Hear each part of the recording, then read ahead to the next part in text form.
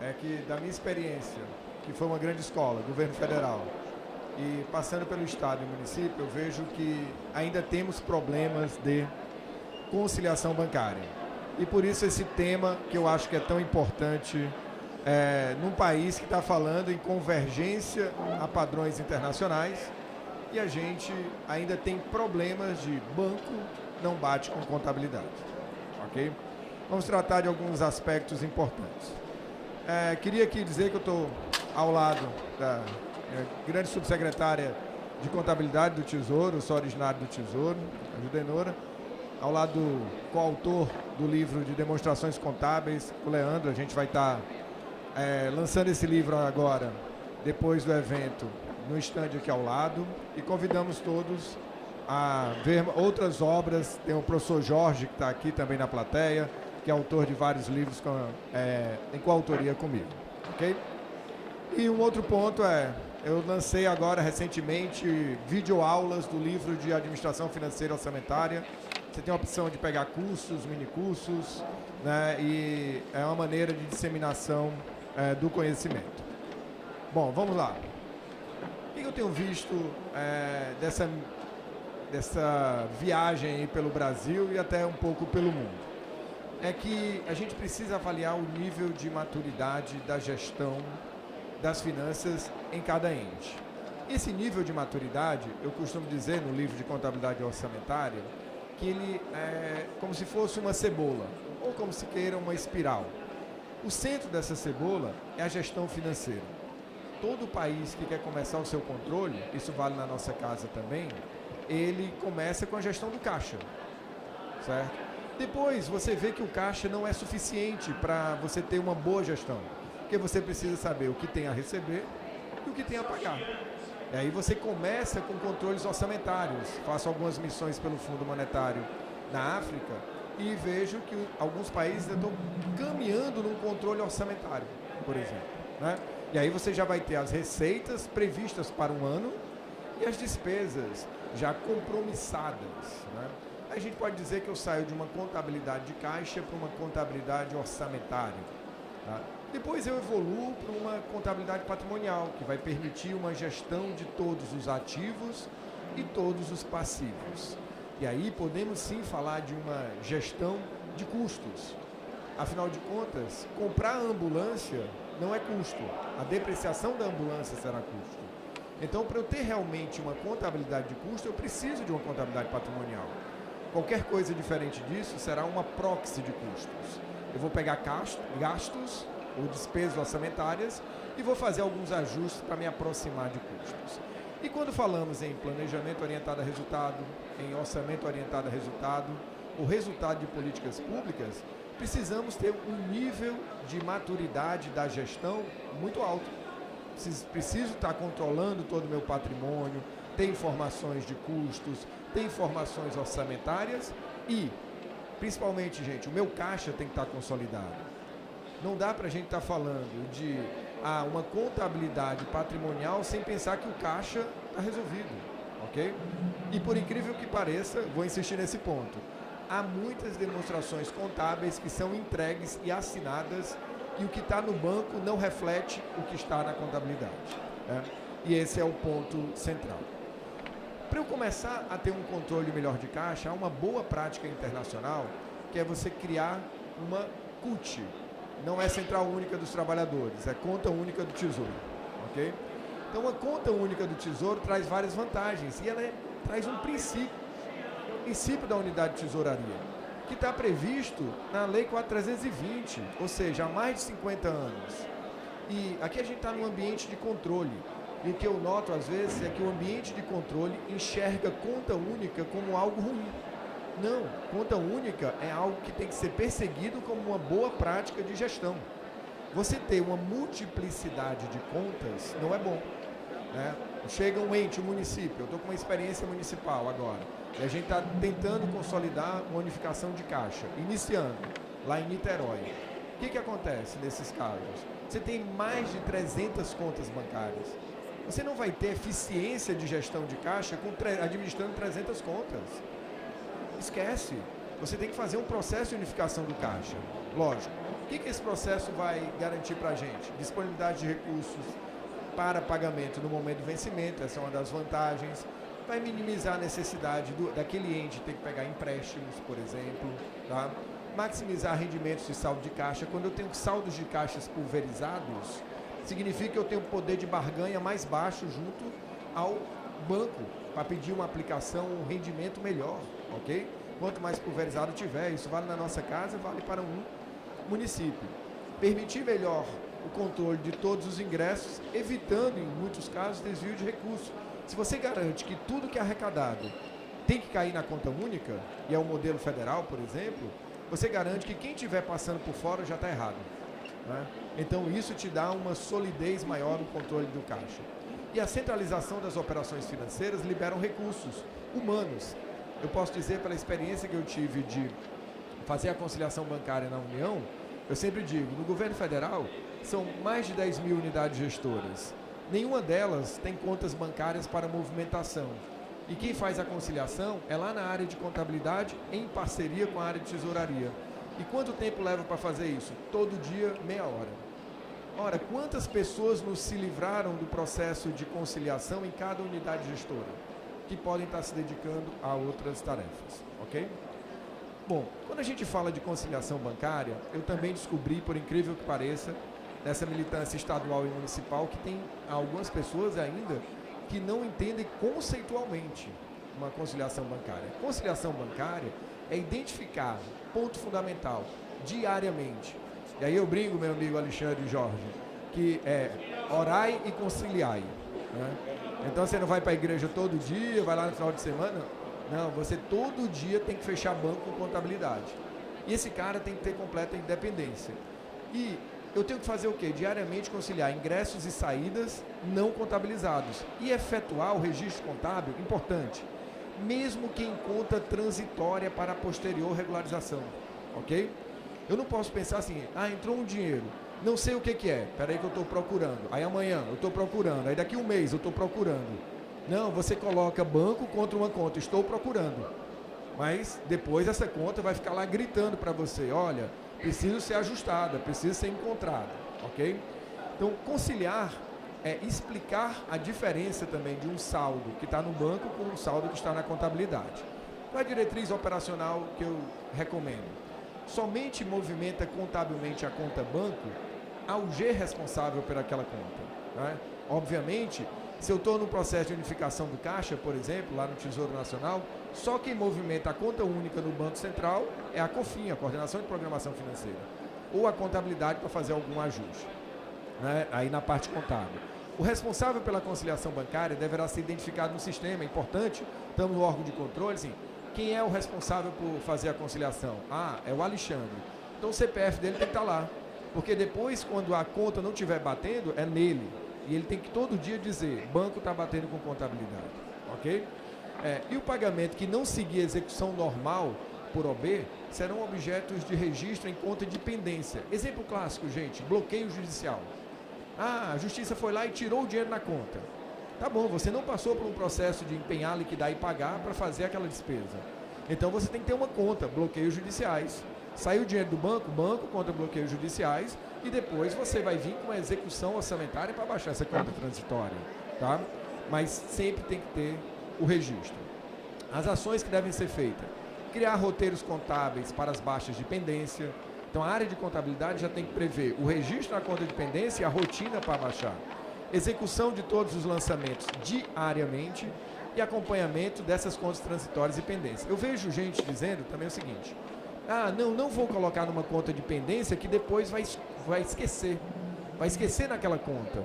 Não tem isso de esquecer. Pelo contrário, um bom sistema de contabilidade, você coloca um auditor contábil que vai dar restrição contábil caso aquela conta permaneça virada no mês com saldo, por exemplo.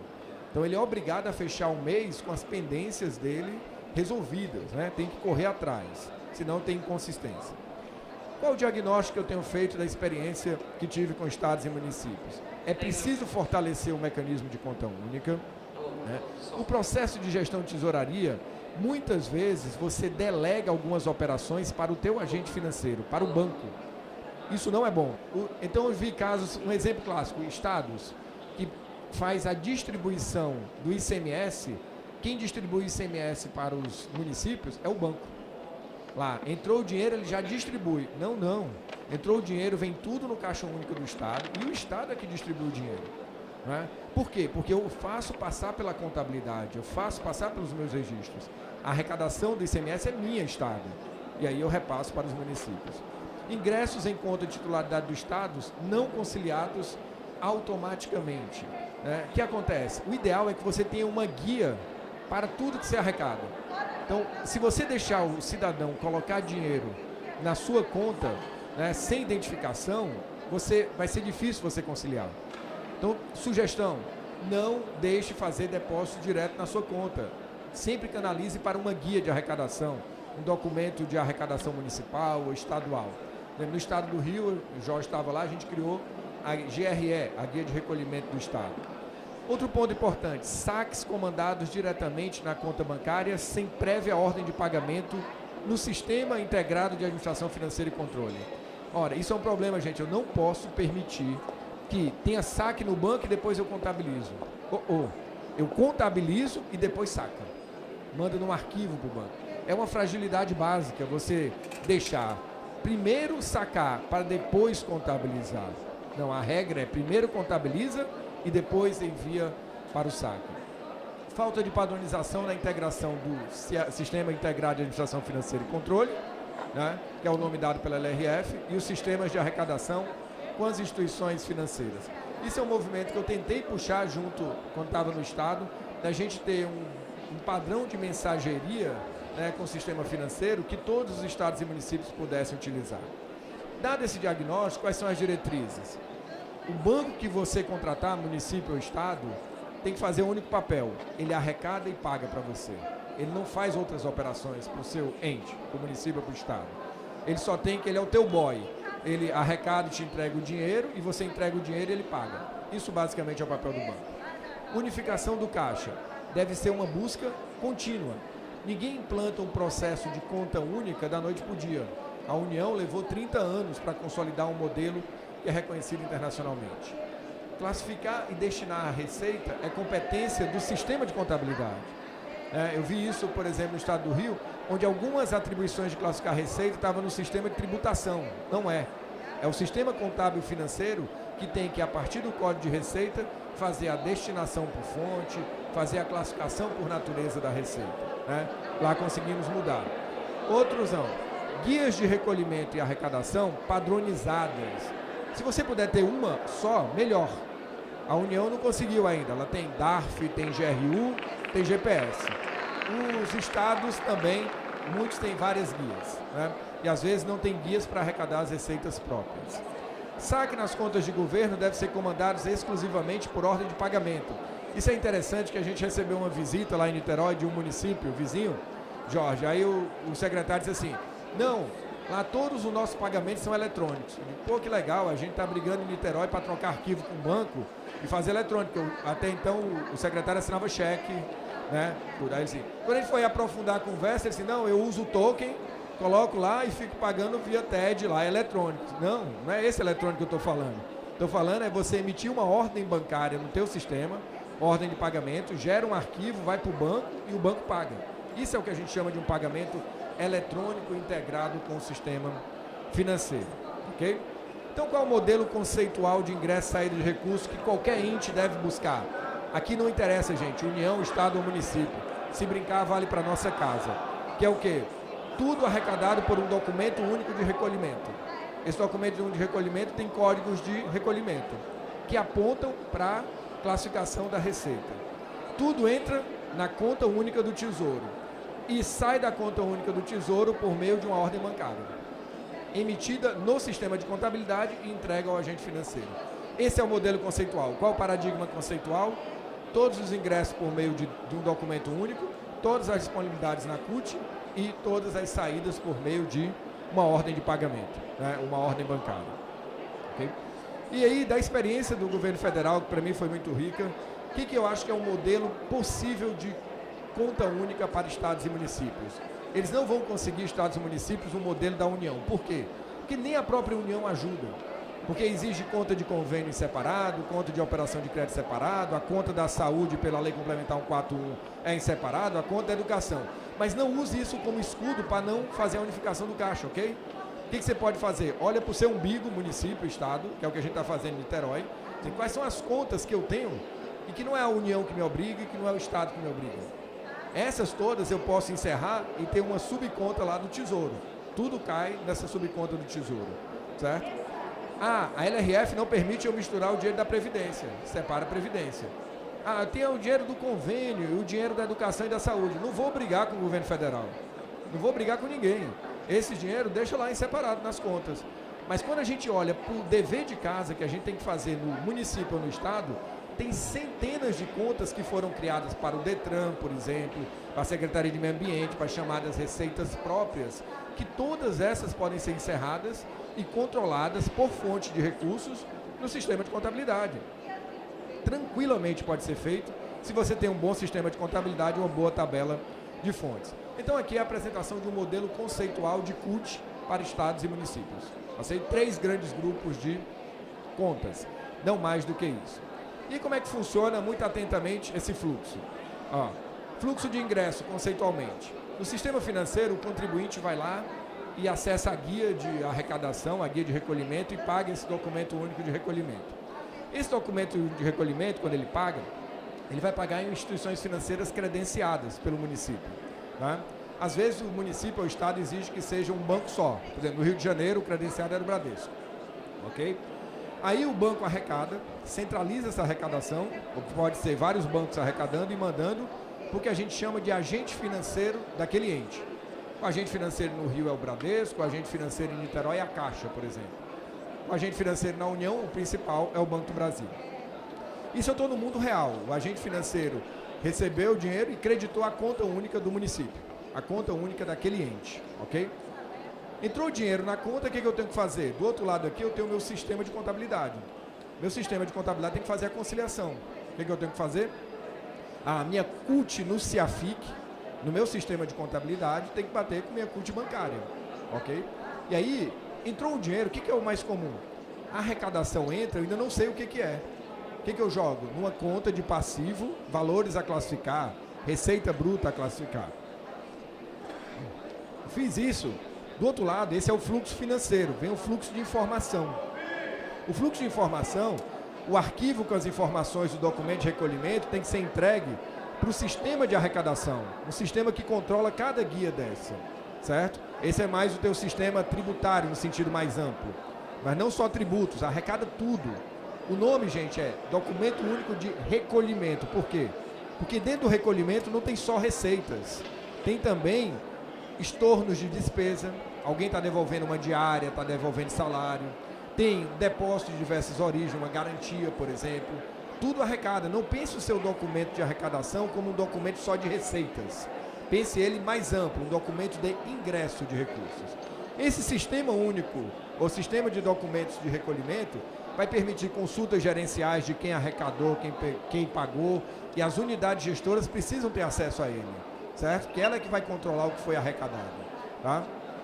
Daí, esse sistema gera um arquivo e manda para a contabilidade. Quando ele manda para a contabilidade, aí é a fase que a gente vai chamar de classificação da receita, classificação do ingresso. Esse arquivo vem com um código de recolhimento, o sistema de contabilidade pega o código de recolhimento e aponta para um evento, e o evento faz a classificação daquele ingresso, ou numa conta de passivo, ou uma receita, ou vai fazer uma conta transitória para depois fazer o estorno da despesa. Quando vem o processo de classificação, o teu código de recolhimento também vai separar os dinheiros, dinheiro que é do Tesouro e dinheiro que é das unidades. Então, eu posso arrecadar uma taxa do Detran? Posso. Arrecado por esse documento de recolhimento, cai na conta única e eu disponibilizo para o Detran, normalmente, tá? Num processo normal da contabilidade. Não preciso ter uma guia de recolhimento para o Detran, porque de acordo com o código de recolhimento, esse dinheiro vai ser contabilizado na UG do Tesouro, ou na UG do Detran, ou na UG da Secretaria de Meio Ambiente, ou na UG da Vigilância Sanitária, ok? Então esse é um modelo conceitual que eu posso dizer assim, vocês podem perseguir. Ele é sem erro, ele é internacionalmente reconhecido para os ingressos.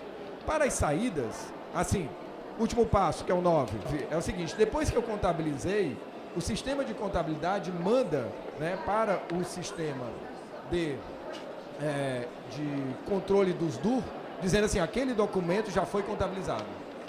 Então, quem olhar o sistema de gerenciamento do documento de arrecadação, que eu chamei ali de SISDUR, aquela caixinha azul, certo? Ele vai ver que aquele documento já foi contabilizado e o número do documento de contabilização foi tal. Ele tem certeza que aquilo foi contabilizado, tá? E aquela conta de valores a classificar, ela é importantíssima. Por quê? Porque uma hora nesse processo pode ser que eu tenha mais dinheiro do que arrecadação. E pode ser que eu tenha mais arrecadação do que dinheiro. Aquela conta vai funcionar como uma conta que vai dizer para mim se está faltando conciliar a classificação da receita, ok? Outro ponto importante, gente, não vinculem a sua classificação de receita à conciliação bancária. Por exemplo, isso é uma coisa que nós estamos mudando em Niterói. Quem faz conciliação bancária depende do arquivo de arrecadação ser processado na contabilidade. Isso é horrível.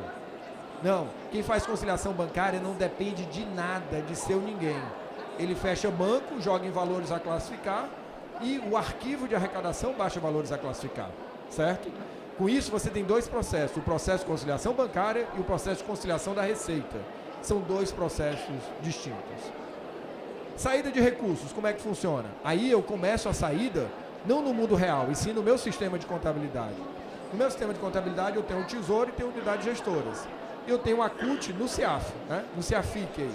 CEAFIC, gente, é qualquer sistema. No Rio de Janeiro é o CEAF Rio, lá no Amapá é o CIPLAG, lá em Niterói é o E-Cidades, é o teu sistema de contabilidade, nome genérico, tá? E aí, as unidades gestoras vão o quê? Vão emitir ordens bancárias, ordens de pagamento. Quando ela emite ordem de pagamento, a ordem de pagamento tem que ser tipo um cheque eletrônico emitido no sistema, ok? Esse cheque eletrônico, ele tem, ideal, tem uma autorização eletrônica, eu tenho que ter o CPF de quem está pagando. Quem que ordenou o pagamento? O Jorge é o gestor do fundo de saúde. O Jorge é o gestor da secretaria tal. Então, lá quando ele emitir, alguém emitir, tem um responsável por aquele pagamento, não é o secretário de Fazenda, ok?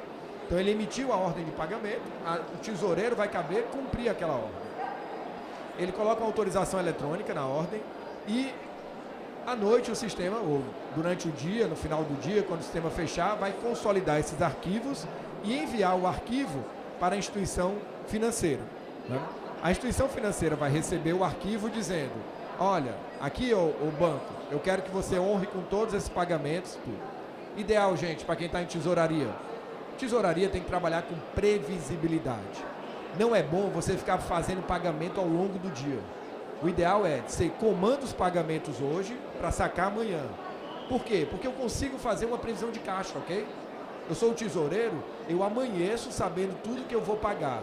E eu amanheço, o ideal, sabendo tudo que eu vou receber no dia. Com isso eu posso saber se eu vou ter sobra, se eu vou ter que baixar a aplicação, né, para fazer face aquilo. Uma tesouraria que tem muitos pagamentos ao longo do dia não é uma boa prática, ok? Alguns pagamentos são necessários, imediatos, né? Eu tenho que fazer ao longo do dia, mas isso tem que ser mínimo. Eu tenho que ter previsibilidade de caixa. Uma boa tesouraria trabalha com boa previsibilidade de caixa, tá? Quando faço isso, né, vejam, aqui o fluxo de informação chegou no banco, mas o banco não pode honrar o pagamento porque ele não recebeu o dinheiro, certo? Não deixe, outra regra básica, não deixe o banco debitar sua conta, ok? Mas como, Feijó, que eu não vou deixar?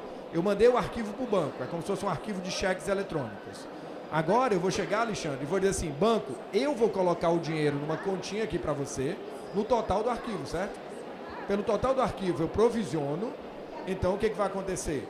Os valores dessas ordens de pagamento, elas vão sair da CUT bancária, do município ou do estado, e vai para uma conta transitória no banco, uma provisão de pagamentos. E é daquela conta de provisão de pagamentos que o banco vai fazer os saques. Não deixe ele debitar a sua conta, e muito menos, Karine, 1 a 1.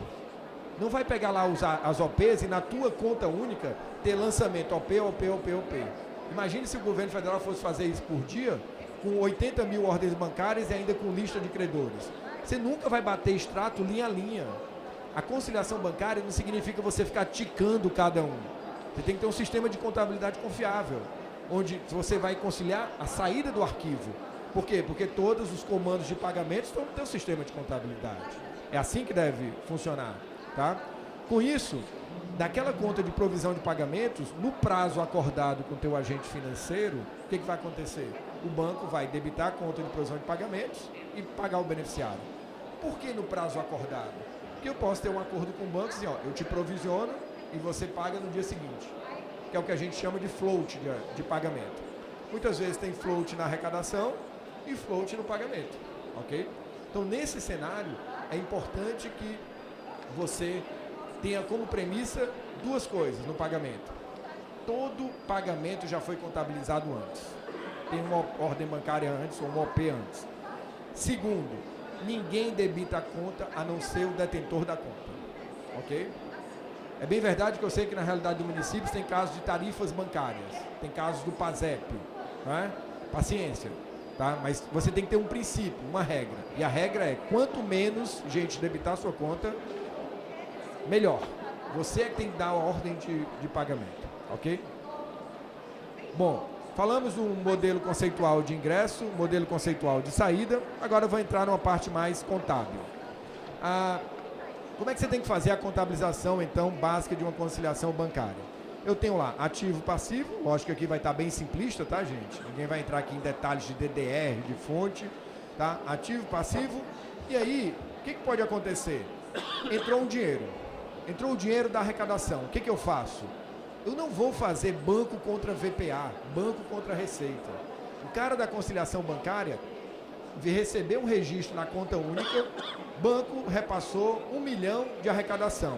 Aquilo tem 10 mil documentos de arrecadação. O que ele vai fazer? Um único lançamento, banco contra valores arrecadados. Ali no caso, recolhimento bruto, ok? Então alimentei uma conta de passivo. Por quê? Porque depois eu vou receber o arquivo de arrecadação com esses 10 mil documentos. E o arquivo de arrecadação é que vai baixar a conta de recolhimento bruto e vai fazer a VPA, vai classificar a receita e tudo. Isso você desvinculou, então, a conciliação bancária da classificação da receita. Se o arquivo de arrecadação demorar 1 dia, 2 dias, por exemplo, na União, demora às vezes 10 dias o do DARF, né? Mais de 10 dias, que é descendial lá. Ah, mas você não deixa de conciliar a conta única porque não recebeu o arquivo de arrecadação. Por quê? Você já conciliou, já fez banco contra recolhimento bruto, ok? Então, primeira dica, separa conciliação da receita de conciliação bancária. Outro ponto é, saiu recursos, não sei o que é. Primeiro, alguém pode olhar que isso é uma aberração, certo? Porque o recurso teria que sair por uma ordem, mas a gente sabe que tem bloqueios judiciais. E o bloqueio judicial eu não tenho controle sobre ele. E eu demoro a saber. Muitas vezes, o bloqueio judicial tiraram da minha conta e não me dizem para que é. Eu não posso também ficar esperando 2, 3, 4 dias até isso. O que você faz? Cria uma conta no ativo, valores a apropriar, bloqueios judiciais a apropriar, qualquer uma. Banco contra essa conta, ok? Jogou essa conta de ativo, essa conta de ativo vai ter que ser baixada por execução orçamentária. O que a gente fez no Rio, quando o Jorge estava lá? A gente chegou e criou essa conta transitória na unidade gestora. Primeiro, você não sabe quem foi. Um bloqueio judicial, foi da saúde? Foi da educação? Foi de que área? Não sei. Eu jogo em mim, eu sou tesouro. Depois que eu descobri, eu jogo a pendência para a unidade. Por quê? Porque é lá que vai dar pendência para ela. Ela que vai ter que arrumar a dotação e tudo para baixar aquela conta de ativo. Ok? Descobriu o que é. Baixa valores a apropriar, dá a VPD e registra a despesa no orçamento. Ok? Então essa é a linha. Por fim, o que nós temos aqui? Um outro exemplo de contabilização, agora eu tenho do lado de vocês, do lado esquerdo, né, o lado contábil, do lado direito, o lado do banco. Então eu estou falando de contabilidade bancária e contabilidade pública, né? Então cuidado com os débitos e créditos. Outra sugestão é, do lado bancário, não coloque para todas as guias creditarem sua conta, mano. Crie uma conta transitória das guias. Então toda a arrecadação é creditada numa conta guias de arrecadação e o total dessas guias de arrecadação, no final do dia, você joga contra a conta única. Idem para os pagamentos. Os pagamentos vão baixar toda de uma conta de provisão. Mas aí quando entrou aqui na conta guias de conta única, o total das guias, na minha contabilidade, o que é que eu tenho que fazer? Conta única contra receita bruta a classificar, o recolhimento bruto a classificar. Quando vem o arquivo de arrecadação, eu baixo o recolhimento bruto. Se eu tiver algum problema no extrato, alguma coisa que se perdeu, eu consigo ir lá na conta de guia de arrecadação e ver uma a uma, certo? Mas o meu extrato bancário não vai tender a infinito, por milhares de guias que estão lá. Uso o mesmo raciocínio para os pagamentos, só que é o inverso, né? Eu primeiro emito na contabilidade. Então, na minha contabilidade, eu tenho cada OB, certo? E vou estar baixando os passivos, fornecedores, dívida, o que eu estiver pagando, né? Diversos passivos. Aí, lá no banco, vai sair o dinheiro. Vai sair da conta única pelo total de OBs, não por cada OB. Aquele total de OB, eu vou jogar lá numa conta de provisão. Por quê? Porque depois o banco vai baixar a conta de provisão de OBs e vai sair pagando os beneficiários. Se eu tiver algum problema de conciliação, eu vou lá na conta de provisão e comparo com minha contabilidade. Mas no dia a dia, depois que está consolidado, você não tem problema, né? Normalmente bate pelo total, ok? Por fim, o que eu tenho? Controle de conta única, eu tenho um modelo clássico que eu chamo de um bolo, em que a somatório dessas contas, da conta única nas unidades, tem que bater com a CUT no banco, ok? Mas tanto no Rio de Janeiro quanto em Niterói, a gente está implantando a rotina de limite de saque com vinculação de pagamento, que é um modelo moderno de gestão de conta única, que no Tesouro Nacional já tem mais de 15 anos. O limite de saque permite que eu, tesoureiro, entregue o dinheiro para a unidade e ela não faça inversão de prioridade. Eu carimbo o dinheiro na contabilidade para ela. Eu digo, ó, esse dinheiro aqui é para investimento, esse dinheiro é para custeio, esse dinheiro é para isso, é para Bolsa Família, por exemplo. E aí o gestor só consegue gastar com aquilo. E nesse modelo, como é que eu faço contabilmente? O Tesouro transfere dinheiro para a unidade gestora. E aí, nessa transferência de dinheiro para a unidade gestora, primeiro, quando o Tesouro concede o limite de saque, ele aparta na conta única esse dinheiro e dá uma cota concedida, ok? Lá na unidade gestora, a conta banco dela vai ser uma conta de limite de saque. Vejam, quem é de estados e municípios, quem participou do GT, o Jorge viu isso lá no Rio de Janeiro, não entendia como é que a gente poderia ter uma conta de caixa ou equivalente de caixa intra. A gente pode ter uma conta de caixa ou equivalente de caixa intra quando o ente adota a sistemática de limite de saque, a conta única. Vocês estão vendo que tem um 2 ali em cima, na conta de baixo da UG, ela é intra, porque é uma rotina de limite de saque. Então eu dou para ela um direito de sacar. E nesse conta corrente, no detalhamento, na informação pormenorizada dessa conta, eu digo qual é o domicílio bancário que ela pode gastar, qual é a fonte e qual é a vinculação. É um baita de um controle, gente. Para quem quer controlar tesouraria por fonte DDR, limite de saque com vinculação de pagamento te resolve um monte de problema, ok? E aí a representação gráfica disso é isso. Eu tenho agora conta única, é um bolo, que só quem tem saldo nessa conta 11.111.0202 é o Tesouro. O restante eu dou limite de saque a essa conta, tá? Então eu destaco para o G-alfa, para o G-beta aquilo. E no final, aquele bolo maior tem que bater com a que está na CUT. Finalizando, que meu tempo está acabando, qual é o aprimoramento da conciliação bancária? Processo diário, recapitulando, processo diário de conciliação. Deve confrontar lançamentos do extrato com lançamentos contábeis e evidenciar possíveis diferenças.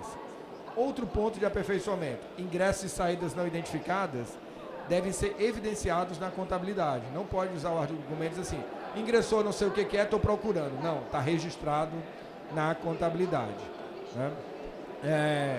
E aí conciliar significa explicar também diferenças, né? Redução da quantidade de lançamentos. Não faça lançamentos 1 a 1 na conta, foi isso que eu falei aqui, ok? Faça lançamentos consolidados de ingresso e de saída. Isso facilita muito a tua conciliação bancária, tá? E devolução de recursos não pagos. Aqui um ponto fundamental.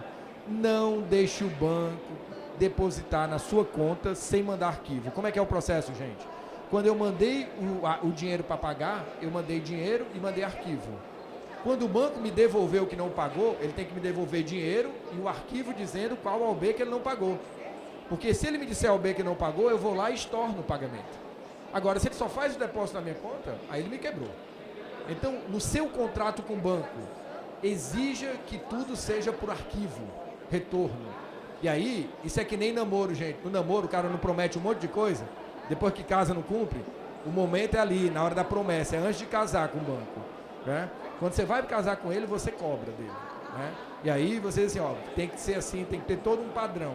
Principalmente que é possível mudar de banco e os bancos trabalham com padrões diferentes. Ok?